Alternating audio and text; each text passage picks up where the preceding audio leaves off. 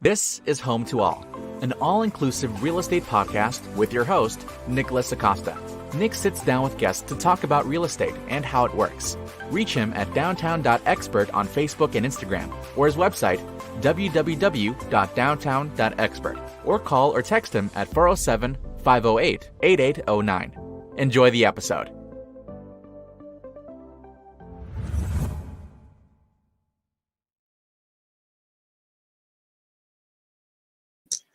Good afternoon, everybody. This is Nicholas Acosta, host of the podcast, Home to All, an all-inclusive real estate podcast. Joining you on this Christmas week. Of course, as always, I'm Nicholas Acosta, a licensed real estate broker with Downtown Expert Realty, LLC here in Central Florida. And our sponsor of the podcast, Blanchard Insurance. My guest today, Mike Tonsetic, President and CEO over there at Blanchard Insurance. Mike, welcome to the show, and thank you for joining me on this holiday week. Yeah, absolutely. Thanks for having me, Nick. No problem. So, as we were talking in advance and some pre-show, and everybody listening today, this is a very crucial time of year. A lot of things happen. We were talking about Christmas trees and the danger of a live tree and leaving it on, especially if you haven't watered the tree. So, do you want to start us out with that and tell us about your experience or your stats about that? Yes. There's actually a couple. There are actually probably three claims and hazards. And I will preface this by saying, as a disclaimer, I am not the Grinch. And even though I have a burning Christmas tree sitting behind me, just for effects here, but it's my special effects. But yeah, I mean, we see three types of claims usually around the holiday season. One, we see an uptick in fires. Number two, we see an uptick in carbon monoxide claims, poisoning. And then three, we see, unfortunately, and this is kind of one of the worst of all besides fire, is an uptick in, theft and burglary claims. With Christmas trees, again, what you just mentioned, water your tree, unplug it at night, be smart about it. Don't overload it with electricity and lights. Be very conservative about that, and just really watch what you're doing. And especially, even with outdoor lights or any indoor lights and decorations, don't overload your surge protector. Don't overload the outlets in your house. I mean, just be safe. Ask questions. Go online. Do your research. Because the last thing you want to do is during the holiday season, obviously, is to set your house ablaze and not only destroy the Christmas and presents and everything like that, but the rest of everything you built during your lifetime. So again, use the best thing I can recommend in that is regards common sense. Now, another thing we sometimes see around the holidays has to do with carbon monoxide poisoning. We see it with generators. We see it with people's fireplaces not being properly, ventilated as well. We have fireplaces in Florida. You don't really see them on a lot of newer construction, but on older houses that were built, anytime in the 1930s that we have here in downtown Orlando up until probably I'd say like 80s, 90s is really when it's still relevant. And then I think that people got smart and just really, unless it was a custom build, they stopped putting them in homes. But a lot of these, since people don't use the fireplaces quite often, maybe a couple days a year, they rarely have the chimney swept. They rarely have it properly ventilated, and problems build up over time where maybe the smoke is actually not even going out the chimney and going through the rest of the house, and unfortunately causing a major health issue and possible death. Unfortunately we haven't seen that, but we have seen people injured with carbon monoxide poisoning.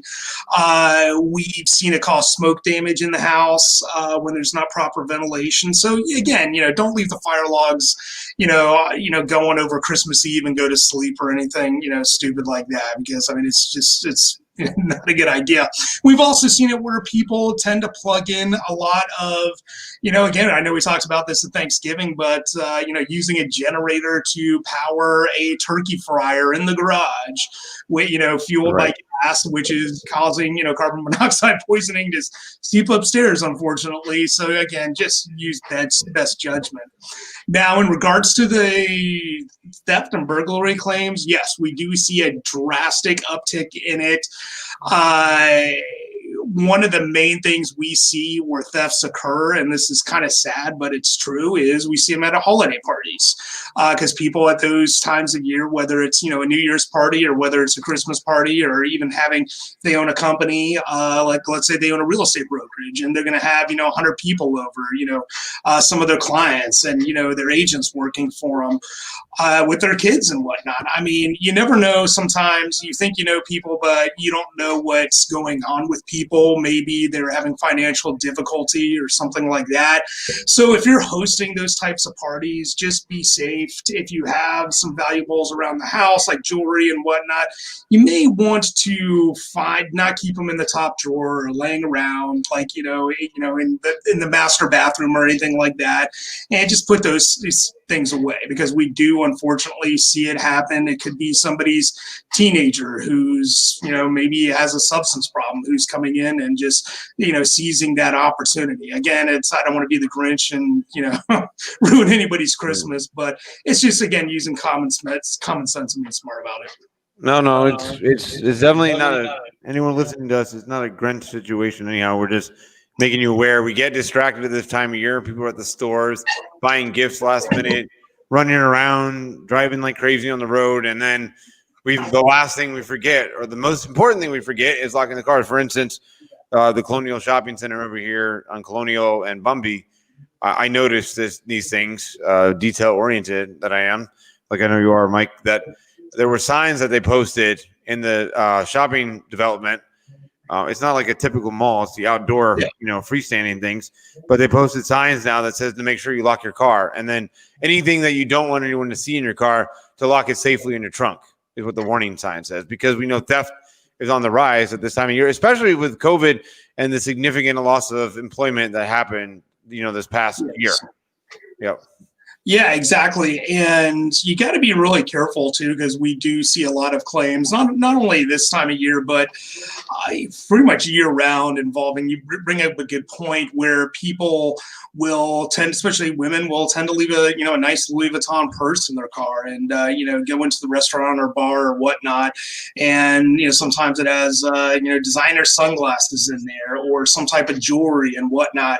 A lot of people don't know this, but there is usually on most homeowners insurance policies or even renters insurance policies a limited amount of coverage that's provided for when something is stolen out of your car or somebody else's vehicle. So you really want to be cognizant of that.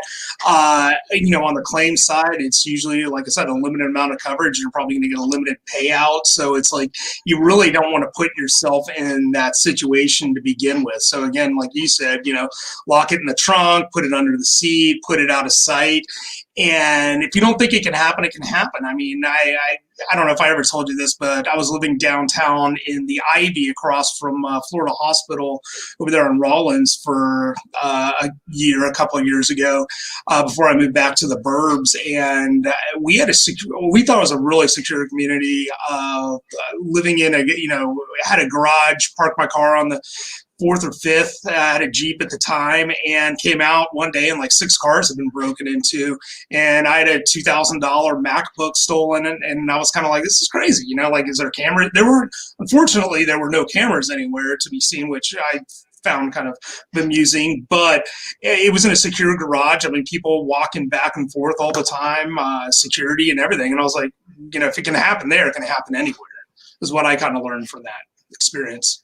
No, I completely agree with it. And story I can tell you, nothing that happened to me personally, but I was told is when I lived in Pinellas County, in St. Pete, to be more specific, there were, you have your city parking with the meters. And I was told a story once that a homeless person saw like pennies sitting in the middle console. And of course, they maybe think in their head, maybe there's more than just that in there. But, when it comes to desperation, there were a couple of times where people smashed the driver window to go in there to get those pennies out of that center console. So, I mean, you don't want to leave anything visible or like AirPods. Nowadays, with technology and newer cars that we have, you have these key fobs like this. Yeah. That don't require a key to go into the dashboard at all. This is the number one theft, and this is what the number one mistake I think people make, especially when you're distracted with the holidays and all that. You leave this thing in your car, the door will stay open, will not lock, and the theft or the theft can steal your the thief can take your car if you leave it in there. Absolutely. And you're just giving them a free pass if you leave this in there. So remember, when you get out of your car, in addition to hiding everything and taking anything that you don't want stolen or seen as an opportunity, to also make sure you take this key fob out of your car.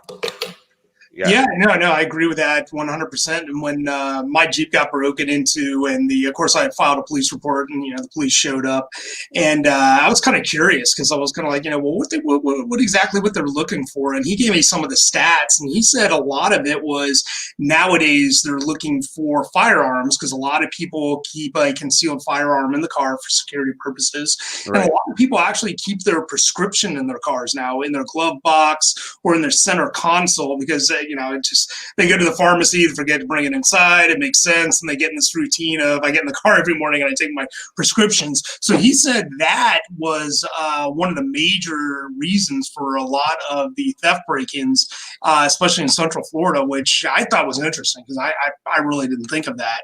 But he said, yeah, a lot of them will just like, if somebody, and I think they thought maybe too, because, I'm driving a Jeep, that, maybe I have a firearm in the car or something like that. So that's what he was saying. Like, I mean, if it looks like, you go to the gun range, maybe on the weekends, that, your car could get broken into, which was really interesting. No, that's just crazy. Yeah, I didn't even think about that either, about your prescription. That's a good point because, anytime it's valuable when you have a doctor's signature on a script, especially for narcotics, and that's what somebody's seeking for. And trying to steal your identity by going to a pharmacy to get it filled. Yeah. Which is insane that we, the world we live in, and especially now after the pandemic that we've gone through, it's just like, even more opportunities for people to break in, unfortunately. Yeah, I was looking at, we pulled this up before the show, the National Fire Prevention Association.org. This is where the statistic comes from. So between this is regarding Christmas trees that have caused house fires. So this statistic is from 2014 to 2018. The U.S. fire departments responded to an average of 160 home fires that started with a Christmas tree per year. These fires caused an average of 2 deaths, 14 injuries, and $10 million in direct property damage annually. So that's a lot. That's huge. I mean, people also, back in the day, now we have LED lights. So I think what happened, like human beings do, no matter what, we get complacent. Just because you think that you have LED lights versus the incandescent lights on your tree, right? Because, the LEDs, as far as like touching the light doesn't heat up necessarily, depending on what kind you have, like the ones I have at home, but I don't leave them long enough to know if they get hot enough, because the incandescents would get warm and then really hot if you touch them. So I think there's a complacency issue here, Mike, and you can back me up this if you want to, that since you think that we have smarter technology when it comes to LED technology, but the actual, like where the fuse goes can get really, really hot. Like, especially if you have lights that go on they can change the sequence or anything like that. So what are your thoughts about that? Because I think what has happened too is that a lot of people have realized, I have an LED light system now. I don't need to worry about a fire, whether it be an artificial tree or a live tree, because they don't get hot like incandescents. But I think that's actually kind of dangerous where people think that way. Absolutely. A good example, and this would be my personal example, is I paint, I do fine art, and as a hobby, and I have my garage set up like an art studio. And to get better lighting, I go to Home Depot and I buy these garage lights. And I think some of them are LEDs, some of them are iridescent or whatever you call it, and shows you my level of knowledge when it comes to garage equipment. But they're spotlights, and I set them up. They cost like $25, and these, I didn't realize it putting them together. I was like, I got this great light in my garage, and then I started bumping my foot into it or my shin, and essentially like burning myself. And I didn't realize how hot those things can get. I mean, it's like insane. I mean, it's like putting your hand on the oven or hand on the stove, or running it under boiling water, so to speak. And now I am so anal about it. I just like, I will double check that it's unplugged, it's turned off, like 3 or 4 times, like almost to a point of like OCD, because I'm like, well, if it gets that hot. And I even look for like things that I leave next to it, maybe like a painting tarp or something like that, because I'm so deathly afraid of burning my house down over a piece of art that I'm working on, which is so it goes with what you said. I mean, like you don't really think of this hazard, or it's like, just leave this light on or whatnot, and it winds up burning down your house. No, well, yeah, because I mean, it doesn't have to necessarily be. I'm not a firefighter. Firefighter out there that ever wants to talk on our show with us, it'd be kind of cool. Like a fire chief, especially like Orange County or Seminole County. If you're listening out there, it'd be like awesome to be on the show with Mike and I to talk about this stuff, because not only the fact of the matter that, okay, so the LED lights don't get warm enough to cause a fire, but you don't know about the wiring or the outlet where it's coming from as a source. Like, in the fire can start just because there are fuses that can shut off breakers and stuff. Nothing's perfect. So a fuse or breaker may not, cause that to stop. And then you still have a fire because you left those lights unattended without being at your home for several hours. And especially Christmas Eve. And that brings me to the next point. A good segue. Actually, I was thinking about this while looking at these pictures here of trees catching on fire. It doesn't matter if you have a wood frame house or a cement block house. Another thing people forget to do too is they leave their fireplaces going when they leave for the holiday. Exactly. And still burning. Yeah, fireplaces in Florida are just dangerous. I mean, you're better off going out in the yard and building fire pits, which have become more popular, and make sure you build those far enough away from the house. But you actually bring up a good point about fires, and in all irony, a lot of people don't know this, but when we see fire claims, especially smaller ones, the damage is actually not from the fire. The damage is actually from the fire department coming in, and it's water damage. Because for example, we had a claim a couple of years ago where the dryer in somebody's house just started smoking, and our homeowner got really frightened about it, and understandably so. She thought it was going to catch on fire. So when the fire department showed up, they basically had to come in and they didn't know what it was either. They didn't want to. They saw it smoking. So first thing they need to do is put out a perceptive fire. So they doused it, in water, and then they actually, per their protocol, had to douse the entire room and connecting room. So the actual water damage, to assure that there was no fire in between the walls or anything like that, probably cost about $50,000 worth of water damage.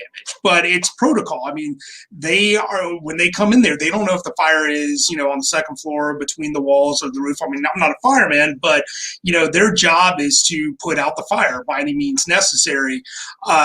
So to save the home and, save the people's lives inside, which we commend them for. But again, a lot of it will come from water damage. Like a tree like this in the background that's on fire, I mean, they're probably going to come in and hose down the entire living room. Right. And there's going to be a lot of, they're not just going to come in and throw a blanket over it. I mean, or, a fire extinguisher. They're going to come in with a fire hose and just douse the entire room. And people understand, I mean, that can lead to probably in a room like this and behind me, probably like at least $50,000 to $60,000 worth of damage easily. Well, yeah. And we have in the condo here where we live, it was built in 2007. So we have the sprinkler system. And that's another thing too, is that I just recently stayed at a hotel in Port Charlotte when I was down there for business for my seller that was moving down there. They have warning signs on them, which it's kind of hard to believe they have to do this, but I guess because of what happens, and you have the warnings here in our condo that you're not supposed to hang anything from the sprinkler system. Yeah. One, because the pipe could burst, or two, you could break the mercury that's in the sensor or whatever that detects heat, a certain temperature, because the system that they use, I don't know what it is. Like, it probably so many gallons per minute or second that comes out of it in order for it to do it similar to what they're doing with a fire hose with a firefighter when they come to your house. it's got to like do everything it can to fill the room up to make sure that it puts that fire out, no matter what damage it causes. Right. So this is crazy. You gotta be careful because I'm looking right now, for instance, I'm using LED lights for the studio lighting here in the condo for the show. And yeah, they're LED, but when I get done with the broadcast, what do you call it? The podcast, there's those little transformer boxes attached to them, the converter. And when you touch those, you feel like you're going to burn your hand if you were to touch them, because the power that's going to convert is causing that heat. And the same thing happened with your lights on your Christmas tree or whatever you have, or outdoor lighting. The other thing is too, those people that have those inflatable decorations that leave them on all day with those little motors. Be careful with that too, because that is a fire hazard as well if water gets into it. Yeah, absolutely. Absolutely. Another thing this time of year, I mean, and I know you're a proponent of this as well, is for people to be on the auto side, to be safe out there on the roads. We have already started to see an uptick in claims, and people get crazy this time of year, especially, I drive by the mall coming to work every day by the Altamont Mall to our offices here in Altamont. And I mean, the parking lot for the last 2 weeks and this is amazing, even despite COVID, is packed, which is good for the local economy. But people out there, like around the holidays with shopping, stress, people out, drinking and driving, maybe because they don't have a lot of family and are depressed and whatnot. We see an uptick in claims, and claims involving alcohol start spiking this time of year. And so that's another thing that people to be cognizant of out there is, when they're driving, to be safe as well. No, I completely agree. And on my ride here, as I told you in pre-show, I was going the speed limit, just to let everybody know that I had to drive from Kissimmee from a home inspection for buyers looking at it or that are under a contract with the property over there. And there was quite a bit of people that were following very closely, way too closely for comfort, as the person in front of them slammed on the brakes abruptly. Actually, out here, Rosalind and Robinson this weekend. I don't know if it was in the news or not, because I really don't pay attention to I didn't see that in the news though. There was we're on the 8th floor, concrete building, hurricane windows. And obviously you can still hear outside. You can hear noise all night from the cars. No big deal. We live in the city. We're used to it. But we were walking back in the condo and heard this really, really loud bang noise. And we looked outside, and somebody was turning the wrong direction on Rosalind coming from Robinson. Happens probably once a week here. But this one involved like 6 cars, and actually 2 of the cars, the entire airbag system deflated or inflated.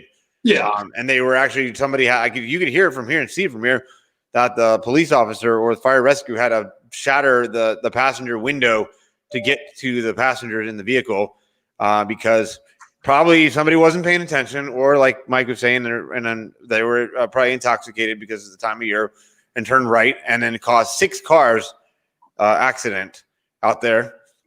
So we see that all the time, but it's going to, like Mike's saying, it's going to get worse because, people are not paying attention. They're in a hurry.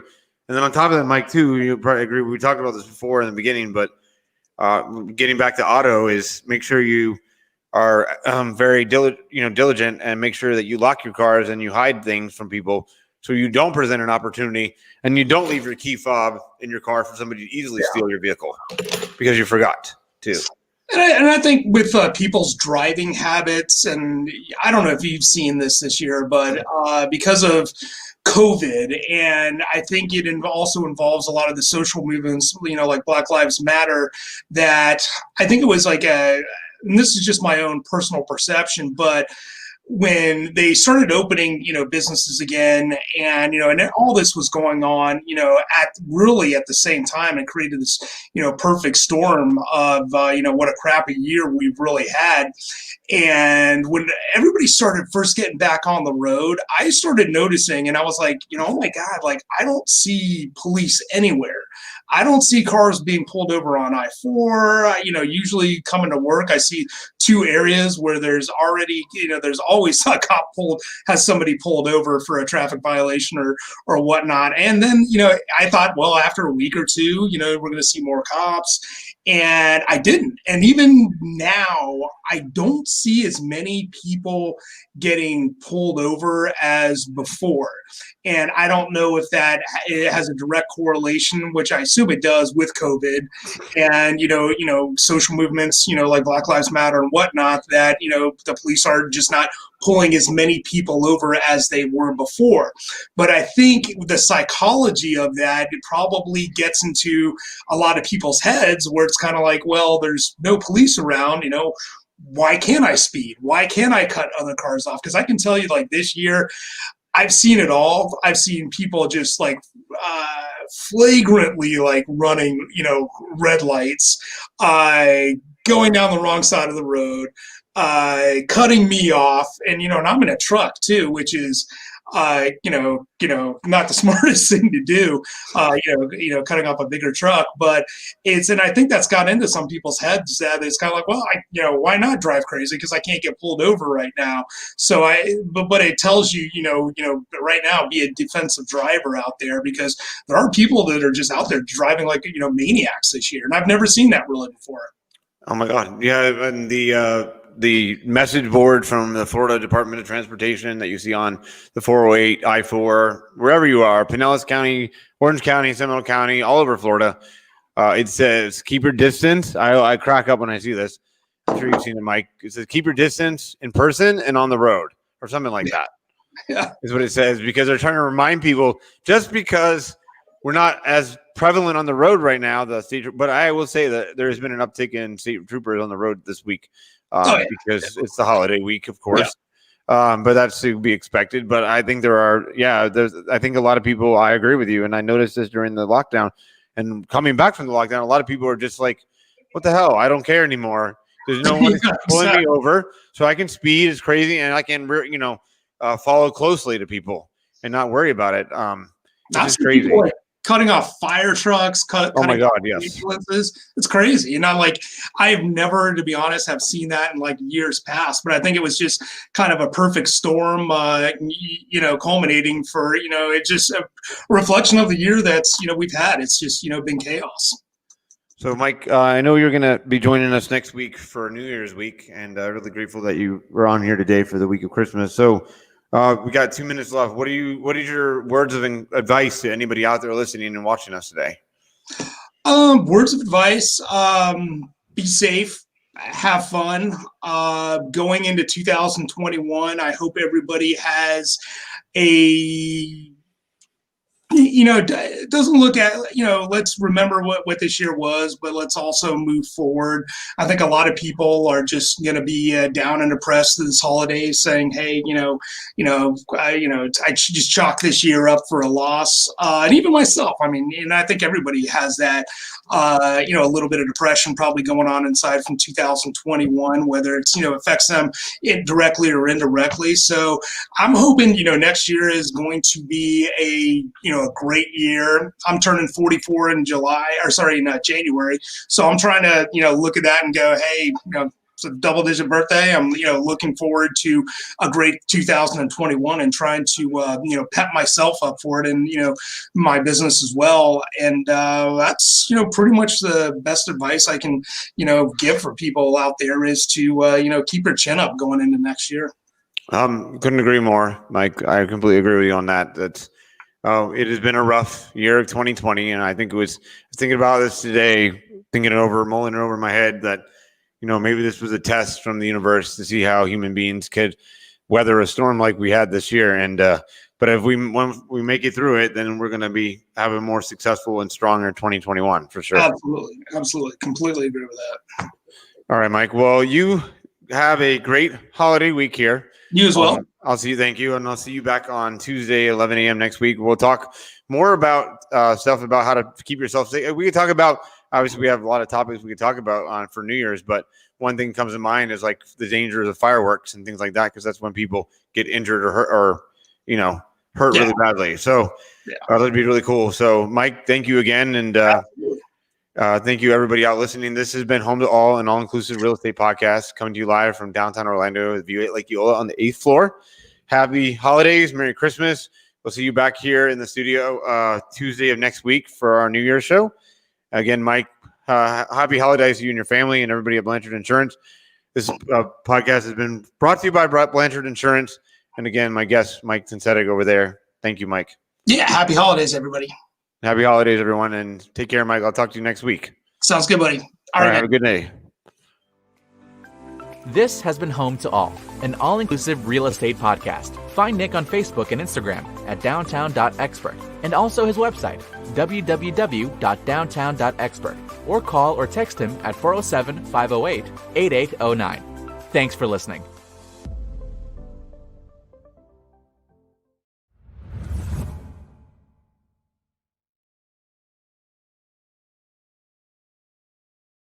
Instead of spending hours or even days looking for your new home, let a downtown Central Florida expert guide you. Hi, I'm Nicholas Acosta, and I'm here to welcome you home. Being a Florida native, I know how exciting, convenient, and stylish the downtown Florida lifestyle is. Whether you're entertaining your guests or enjoying the views, Central Florida downtown has a lot to offer you and your family. Buying, selling, or investing, I'm your downtown Central Florida expert.